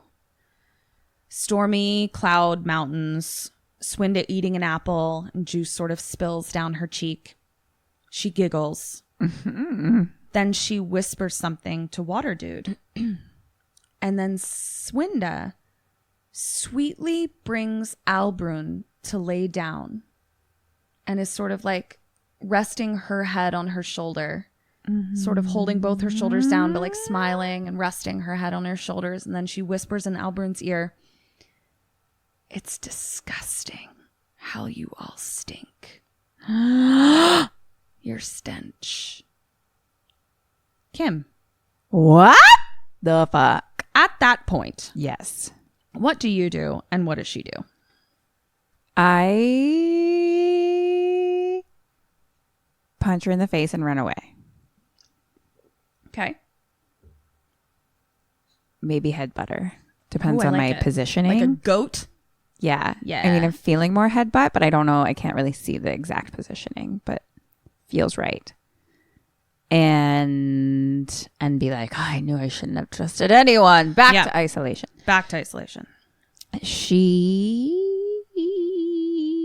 Oof. Albrun. Oh, Albrun. I think she runs away too. I don't know if she fights, like headbutts, but 1 point. Fuck. I think you resisting this situation, it wouldn't solve all of your problems per se, but you'd be on the path to staying alive, if that makes sense. Poor little Albrun has very few interactions with human people. Mm-hmm. So she's just sort of terrified, deer in headlights. Mm-hmm. She's laying there Now the man is standing over her menacingly. And he begins to rape her. But all we see, the camera angle, is on Albrun's face. Oh, fuck. Swinda's face is right next to her. Fuck you. Smiling with her eyes closed. Fuck off, you fucking cunt. Holding her down. And the man's hand is around her throat. And she truly looked like an animal about to be slaughtered. Like, that's really what I thought of. It just looked so, like, it looked animalistic, her fear. I didn't like it. And it was a bummer. Next, cut to Cloudy Creek Mountains again. Albrun laying alone on the mountain hill where they had been. And I said, "Where's the baby?" And she wakes up super groggily, looks really disheveled. And she heads back to the cabin and she rushes in to check on the baby because she doesn't know how long she's been out. And baby's cool, you know, because she's like, "Nice to see you. I've made dinner." Like 15 years old. Exactly. Yeah. And she's cool. Albrun looks real fucked up. She goes out to the barn to check on the goats. They're all dead. They're gone. They're gone. Except for one. There's one goat head strung up along with a partial carcass ? Albrun walks towards it and she reaches out and touches it and the carcass like unfurls. Oof. Basically, like as if it had been like skinned and just emptied and they'd like rolled it up and been like, "Look at this fun little surprise" when you touch it. Albrun loses her mind, crying on the ground. Oh, babe. Cut to her sitting in her cabin, head down, shaking. Ugh. A rat walks by. She looks at it. Kim. Yeah. What does she do and what do you do? I think we're both gonna fucking kill it and eat it. Grab it, kill it, eat it. Okay. Or I don't know. Add it to my food stash. I don't know. Can I milk a rat? You can milk anything with nipples. I'm just kidding. That's yeah. So no, you're gonna we'll kill it and eat it hand in hand. I think. I don't. Or I don't know. What was she gonna do with the rat? Or she just angry, like just insanely beats the shit out of it. In a just I've lost my mind way, or you know what I mean. I'm not. I've lost my mind, but I'm in a trauma currently. Yeah, I have the points for what she does. I'm trying to figure out. So you would kill the rat. You, Kim Burns, would kill the rat. Yeah. And then eat it. For some reason, whatever happened with the goats made me feel like we don't have food. I don't know. Okay. I don't know if I need to eat it. That's 2 half points. Okay. I don't know. So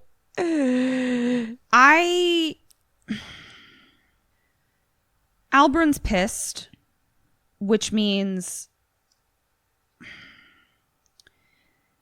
this was hard to decide if you'd stay alive. I gave you a half a point because like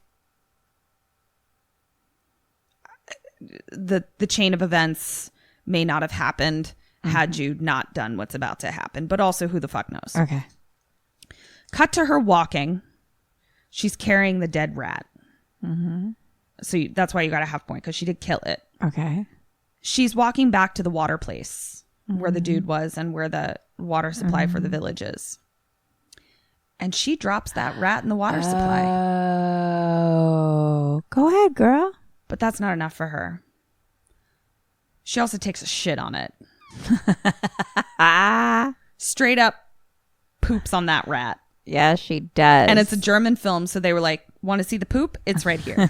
Here's a shot of it." And as it must have been a great shit, because then she gets a look of relief and a little trickle of blood comes out of her nose. You know those kind of poops where Yeah, you're just like a great shit. Yeah. Just like I'm now bleeding out my nose. Yep. So back in the cabin, she is looking disturbed, cracked, if you will. Yeah, I feel cracked. And she's slowly pulling her nightgown off. Okay. Kind of like in a creepy way where she's like pulling it from the back over her head, which I find to be a really creepy way to take off shirts. Unless you're like a hot dude with great back muscles. Yeah. And then I'm like, yeah, take it off that way. And she unties her hair and she's naked and she's rinsing her hair in a basin, but very kind of slowly and religiousally. Yeah. And she stands and like all of her wet hair is in front of her face, a la The Ring. Right. And she's just kind of touching her hair, moving very slowly and cracked. She seems unwell. She's unwell. Then we see a match being put to a candle. And I wrote, when were matches? Postmortem. Great postmortem. Yeah. When were matches? So she lights a candle on the altar in front of her mom's skull. Right. So Albrun is sitting in front of the altar, whisper chanting something. Right. Eyes closed. Black. Right. Title card. So upset. Oh, you're upset now? I'm like, okay, go on. Whatever. I don't know. I just feel like I just want to remind you that you still have that half a shot of whiskey right there. I know. We haven't gotten there yet. Yeah. I'm just saying, she actually didn't seem very witchy before, and then you fucking raped her. Right. And then she got fucking witchy. Yeah. So like what you fucking quote unquote did that for because you thought she was fucking witchy or whatever the fuck, like sacrilegious bullshit. Yeah. Like I'm like, And oh, she you also, just like, fucking turned that on to her. So, fucking like, lives in isolation, which like makes you cuckoo bird as well. Like she was just living a simple life. Yeah. Milking Masturbating goats. to her goats. Okay. Yeah. That's taking whatever, care of her 63-year-old baby. Yes. I always think about people coming, like if somebody had never listened to our podcast and just hit play in the middle of any one episode, it would be humorous. So title card, new title card now. Blood. Mm-hmm. Albrun walking with the baby swaddled towards the woods. Mm-hmm.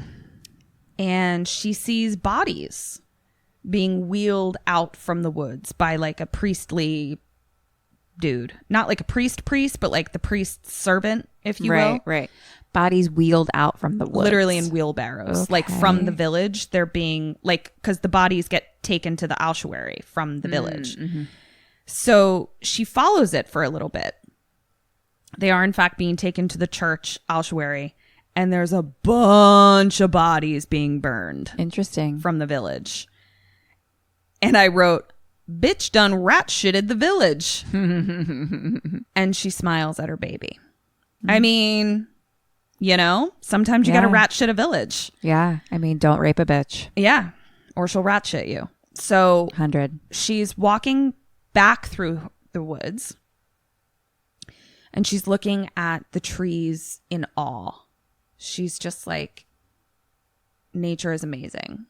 I'm amazing. Mm-hmm. I rat shit at a village. Mm-hmm. Don't come at me, bro. Mm-hmm. She's sitting with the baby sort of in the center of a bunch of trees, just crisscross applesauce. And crisscross applesauce. That's what I have to say to the babies. Because you can't, remember our teachers always said Indian style, and then someone was like, hey, that's racist. So now we say crisscross applesauce. And she's holding her baby and she's just kind of looking up and she's smiling. She's content. And then she looks down and she sees a mushroom growing out of a deer skull. Also maggots in the mushrooms. Kim, what do you do and what does she do? I'm just going to keep living my new #blessed life of being an all-powerful queen. Great. It's a, come again, what is it? A skull with mushrooms. And maggots? Yeah. I guess that she takes some mushrooms. I'm sorry, what was that word? She stakes some mushrooms? Takes. Eats some mushrooms. I don't know if it's eats, but she collects Injects them. She picks them up. And then brings them home with her and decides whether or not she's going to eat them at a certain point. She eats them.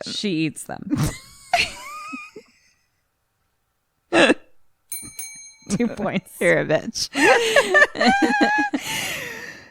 She fucking eats a fucking mushroom. And I'm like, bitch, no, don't. You don't know what this mushroom is. It looks ominous. It's growing out of a deer skull and there's maggots in it. Like, don't do this. She's like, bitch, I'm a witch. So she fucking... I didn't want to be a witch, but you people made me a witch. So she fucking eats it. Now we just hear the same breathing as the masturbation scene. Mm-hmm. But she's laying on the moss-covered ground asleep where she ate the mushroom. She wakes up, baby on her chest, and she looks concerned. Up at the treetops, they don't appear to be providing her with the same contentment that they did before. Right. Because she's tripping balls. Right. And those are magic mushrooms. Yeah. And she's like... Maggot mushrooms. And she's scared, not scared. That trippy place that you live in. Yeah. And she's walking slowly through the woods, touching trees and shit. And now shit's looking scary. And the sounds are getting ominous. Right. And she looks down and there's maggots on her feet. No. Kim. No. What do you do and what does she do? Okay. I know that I've eaten some mushrooms. Mm-hmm. And I'm like, that shit ain't real. Okay. That shit ain't real. Okay. It's all good, girl. Okay. So what you gonna do? Maybe we'll go home. Mm-hmm. Be in the safety of our home. Get out of these woods. Okay. And just fucking, do what makes me feel good. Maybe masturbate a little. I don't know. Like, what brings me joy? What will make me laugh? Maybe milk some goats. When I'm on mushrooms, I love to laugh. Yeah.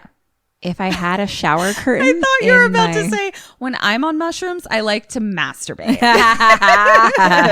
No, you do like shower curtains when you're on mushrooms. I was like, if I had a shower curtain in my little bachelor cabin room, I'd stare at it for the rest of the night. I don't know that she has a shower curtain. But no, this seems unlikely. Yeah, this bachelor cabin doesn't have a shower bet curtain. Like she could like get inside her cabin and just like stare out the window. I bet you could stare out that window for like a long time. Agreed. Feel pretty good. What does she do? She freaks out. Mm-hmm. She freaks out and she tries to get those maggots off her in whatever way humanly possible. That's 1.5 points. Okay. Correct. Girl, you tripping. Get back to your cabin. Wait it out. Watch the show. Sit and watch the show. Your baby is 63. She'll be fine. It can handle itself. Just wait until that trip. Is this a girl? It's a girl. She can handle herself. Just wait until the trip is over. She's a grown-ass baby. Yeah. She is a grown-ass baby. So she doesn't go back to her cabin. She decides the place to go is to that super cool stagnant pond where her mom died. Great. Good. And she is, when I want to describe the stagnant pond to you, it is barely water. It's mostly bacteria and algae. Right. And it is so still and so gross. And she walks into it to the point where like, yuck. I was actually like having a gag reflex because I was like, this actor actually had to walk into this. Is she still wearing her baby at this point? Yes. Great. This actor had to walk into. It was so gross. It was the grossest water I've ever seen. So she's walking into the water about waist deep. Sammy's and Kim. Yeah. this is where I'm going to need you to take that little half shot. Oh, no. And here's the thing. Take the little half shot and then know that this little half shot needs to sustain you for a little bit. I take it right now? Yeah, take it right now. All right. Vagina hose out, tits up. Yep. Oh, okay. No. So she's standing waist deep in this pond. Right. And your 63-year-old baby is not happy. Like, she's like, yeah, Mom, like, you need to get your shit together. I'm a grown-ass baby, and I know that this is not good. This is not right. And the baby is sobbing. But Mom is tripping balls. Right. So she looks down, and, like, the baby cry is like, right. And fuck. She doesn't want to hear it anymore. Oh, no. So now the angle is on Mom's back. Right. And we just see it, and we just see her untie the swaddle. And we hear the baby crying. And then the baby stops crying. And then we just hear bubbles. Oh, God. And I wrote, fuck this movie. Oh, so she gets up, sort of stands up, you know, like stands up a little further, and just kind of walks over the baby, goes in deeper. And then we just have a bunch of underwater shots of her just sort of swimming through the grossest water. But it's all very artistic. It's kind of got like a Mandy kind of feel to it. All weird and unclear. And I'm having a true gag reflex. Just even thinking about however they filmed this and like what it was the grossest water I've ever seen. And gotta see this water. She's underwater. Is she underwater? Is she not? Is that blood in the water? Like, it's all just very trippy and fucking weird. Artsy, trippy plant water blood images is what I wrote. Blood vessels. The plants are sort of now blood. What is happening? Now, Albrun is climbing out of the pond, like army crawling, kind of barely able to get out. Tired, trippy, black. Title card, fire. Uh-oh. We're back in our cabin. Camera on the hearth. Moon out the window. Albrun asleep in bed. A snake is slithering around her pillow and head. Huh? And we hear the mom's voice. Albrun. Albrun. Albrun opens her eyes. The snake is crawling across her neck. She does not move, but her eyes are wide open. Albrun. She sits up. She walks over to the hearth, confused, still a little trippy. We hear the mom's death rattle breathing again. Albrun sits in front of the altar and stares at the mom's skull, whispering, breathing death rattle. She slowly turns around, confused, and looking around the cabin. Oh, and she looks in the crib. Oh, God. And there's fabric in the crib and flies buzzing. She unfolds it. There's a dead baby. Oh, no. She picks it up, cradles it. And she's crying, but more in shock. She walks over to like her boiling hearth kettle. And she's just like, what is happening? She looks at the dead baby again. Her face is terrifying because it's like lit by the flickering fire. And it kind of gets distorted and is her mom's face for a second. Kim. What? What does she do? What do you do? I think she puts the baby in the fire. Okay.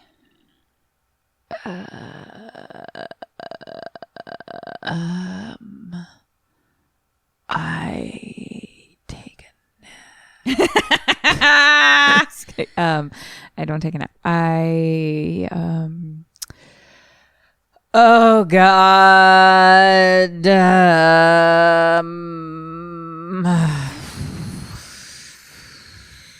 I'm gonna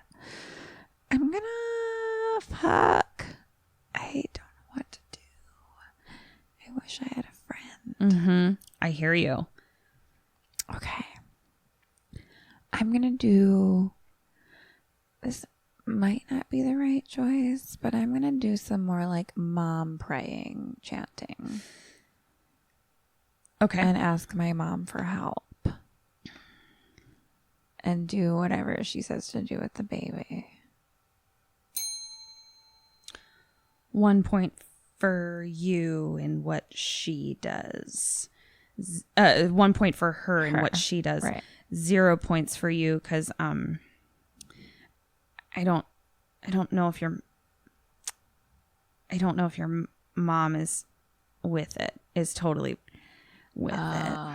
So I don't know. She's the only person I could think of that could help me. Yeah. So, God, I'm so alone. You know what this movie is helping me with? Feeling less alone in life. there you go. Because you're not this alone. Because this is so alone. This is really alone. So we cut to the next scene. Candle by the window. Storm outside. Pan down to Albrun. And we see her hair is now rebraided. And she's sitting over a bowl of food. A boiled something or other. That looks very much like the carcass of a baby. No, I didn't think it was going there. A fully intact rib cage and spine of a small human in a bowl. Small 63-year-old human. Yeah, exactly. And she picks up that and she takes a bite. Oh, God. And she's not like loving it. I know. This is me in Midsummer again. I know. I'm just like, well, I've reached the point of laughing. Yep. You're laughing at someone eating their own baby now. I just want you to know. Can't. I know. It's So aren't you glad you had that half shot? I'm so upset. So That she's half shot really helped me. yeah. Thank you. So she's not loving it. It's not her favorite cuisine. Oh, God. But she swallows a bite anyway, barely, and is like I mean, not able to keep it down. don't people eat their placentas and stuff, right? You know, I don't eat my own baby. right? But I think this crosses a line. I don't want to eat my own baby. Nor do I. Ketryn, I don't want to eat my own baby. I don't want you to either, and you don't have to. Nobody's going to make you eat your own baby. Okay, thank you. So she takes another bite, and she's shaking, and she throws it up, and she looks fucking possessed and screams. She's still tripping. I'm like laugh crying. You are. Like crying. I'm laughing. I'm so upset. And then she hears screaming. It's her mom's screaming. And then she looks up and her mom is standing in the corner. Okay. And she's like, fuck.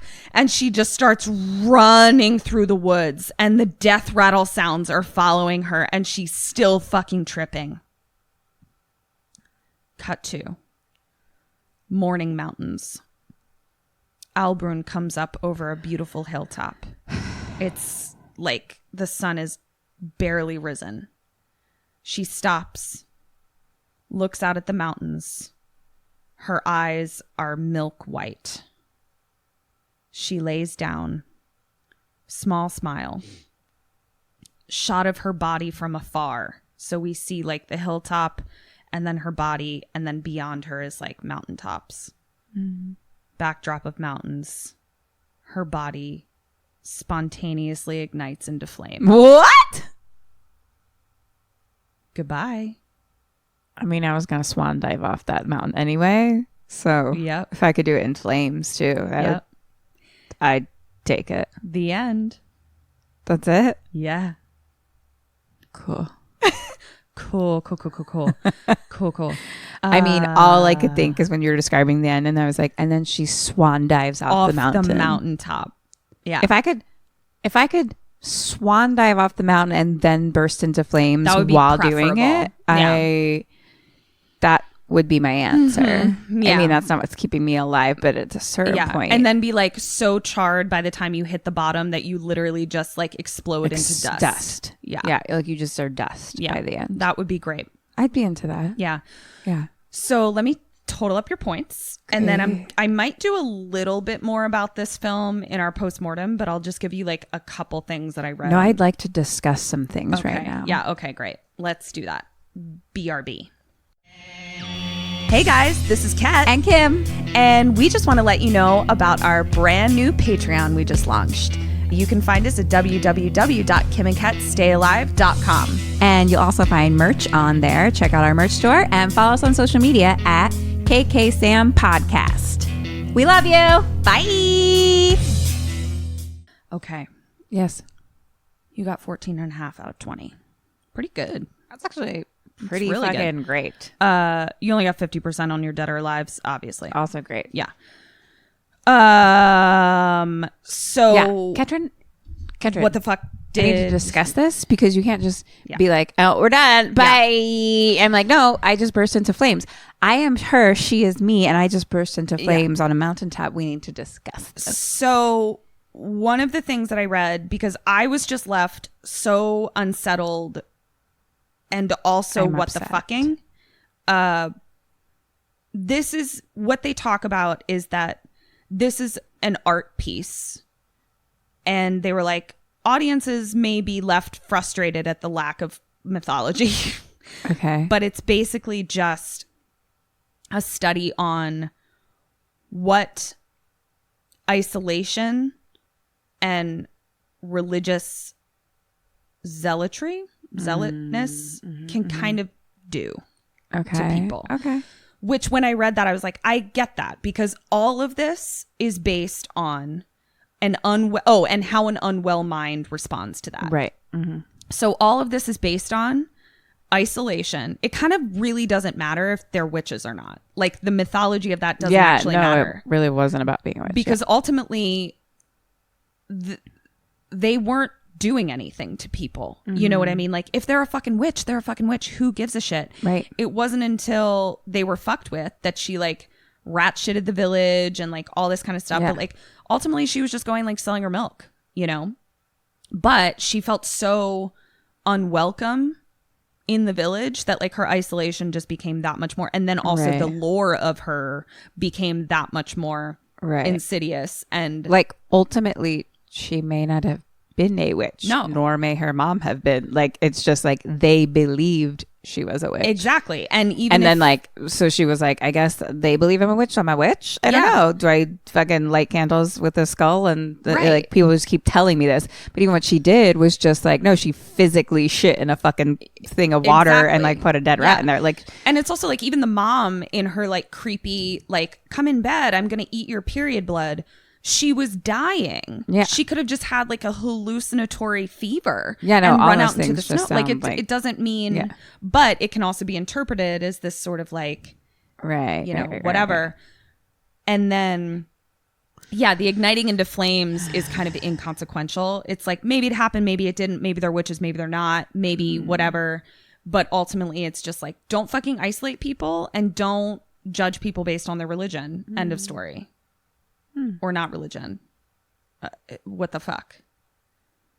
And or just go with the ultimate religion, which is love everyone. Yeah. Which people seem to somehow miss so much in their deep, deep, deep religious beliefs. Yeah. So the reason that I said like quote unquote, and I'm just like, remember the number one rule, the golden rule. Yeah. So the reason that I said like there were times where I feel like making the same choice would have had different outcomes.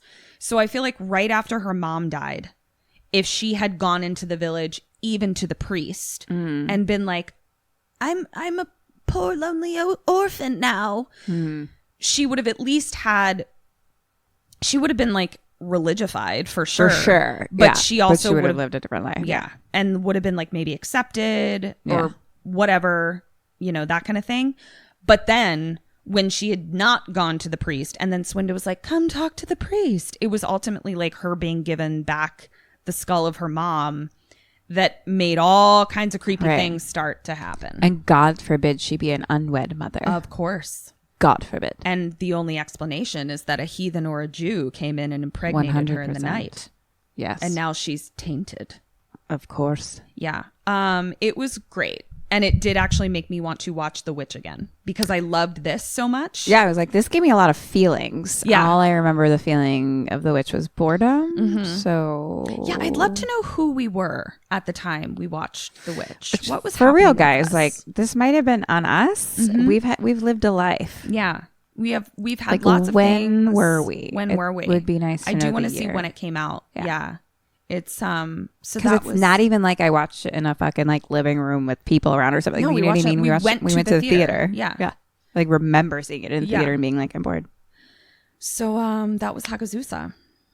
Thank you for that. It's on Shudder. That made me want to die. Yeah. And, don't eat your babies. I'd love to just swan dive off anything again. Yep.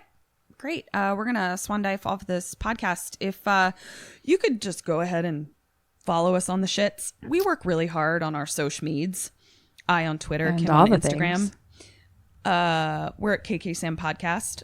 And we also have a website. You can go look at that. And we have a Patreon where we go deeper into depth about the movies and also do some pretty dumb, weird shit that's, There's also a play at funny home to game us if you wanted. Yeah. And lots of fun perks and things. And, just, if you could subscribe, rate, and review just so I don't swan dive off anything. Yeah. That would just for that reason alone. That would be great. If you could just save me. Yeah. By writing us a review. Cool. That'd be great. So, bye. On that note, this has been Kim and Get Stay Alive. Maybe. So until next week. Don't eat your babies. And for God's sake, stay alive.